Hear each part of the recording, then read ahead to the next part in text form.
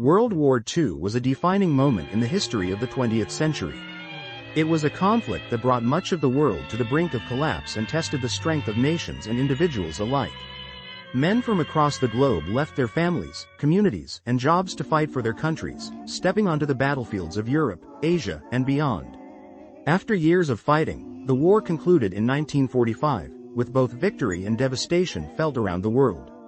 The return home for millions of men brought with it a new set of challenges: re-entering civilian life, finding employment, and reconnecting with a society that had changed in their absence. Recognizing the need to support these returning veterans, various programs, associations, and services were put in place in the immediate aftermath of the war to help men transition back into their communities. One of the most prominent forms of support came from fraternal associations.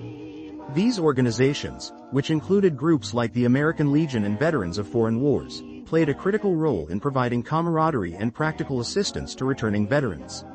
Fraternal lodges offered a place for men to connect with others who had shared similar experiences in the war. This wasn't just about emotional support. These associations provided vital resources such as job placement assistance, financial aid, and legal support. Being part of a fraternal community gave veterans a sense of belonging and reinforced the bonds of brotherhood formed on the battlefield. This communal support not only aided individual veterans but also contributed to social cohesion and stability during a period of vast societal change. In addition to fraternal associations, single-resident housing for men was widely available to accommodate the unique needs of returning servicemen. Many of these men were either young and unmarried or were separated from their families due to wartime circumstances. Boarding houses, YMCA facilities, and so-called SRO buildings offered affordable housing specifically tailored for men who needed a space to call their own as they re-established their lives. These living arrangements offered simplicity, autonomy, and a ready-made network of fellow veterans and single men, a supportive environment that provided a sense of normalcy and security.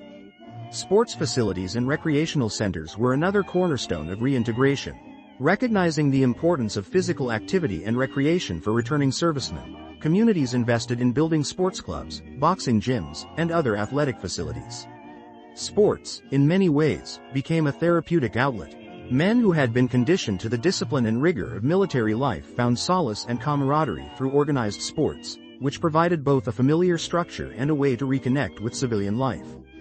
These athletic spaces helped to cultivate teamwork, self-discipline, and a renewed sense of purpose, all while fostering social connections among men who may have felt isolated after their return from the front lines.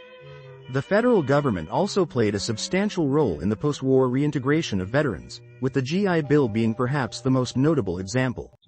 Signed into law in 1944, the Servicemen's Readjustment Act provided returning veterans with opportunities for education, housing, and employment. This landmark legislation enabled millions of men to pursue college degrees, receive vocational training, and access low-interest home loans, paving the way for homeownership and upward mobility. The support given by the GI Bill was instrumental in allowing men to build stable, prosperous lives in the aftermath of the war, creating economic growth and helping shape the emerging middle class of the post-war era. However, as we look back on these support structures from a contemporary perspective, it is clear that many of these programs and services no longer exist in their original form, or have disappeared altogether. Over the decades, political activism and radicalized views on gender roles have contributed to the dismantling of many of the resources that once provided targeted support for men, especially those returning from military service. The rise of gender politics in particular has led to the view that these programs were remnants of a patriarchal structure, and such efforts resulted in the stripping away of services that were once viewed as critical for men's reintegration and well-being. What was lost in this political shift is the recognition of the distinct challenges faced by single men returning from war, challenges that were once met by carefully considered programs designed specifically for their needs. Fraternal associations have seen their influence wane, single-room housing options for men have become increasingly scarce or banned entirely, and recreational spaces dedicated to male bonding and physical well-being have disappeared from the social landscape. Perhaps it is time to reflect on how well these resources supported men in the past, and whether a recalibration of priorities is necessary today.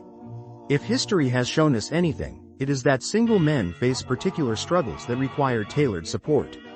A failure to recognize these needs risks not only the well-being of individuals but the stability and cohesion of the broader society.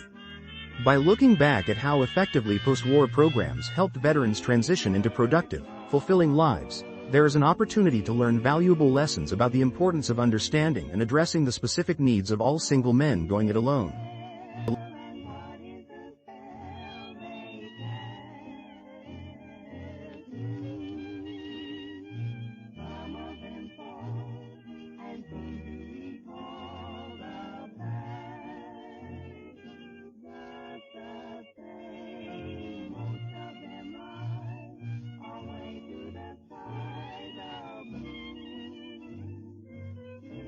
Much obliged you hopped on board for this snazzy trip through American life in the 1940s and 1950s, all captured through nifty vintage photographs.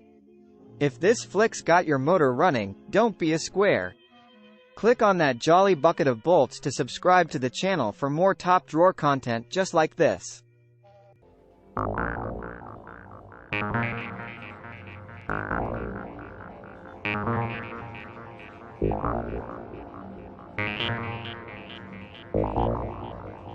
Thank you.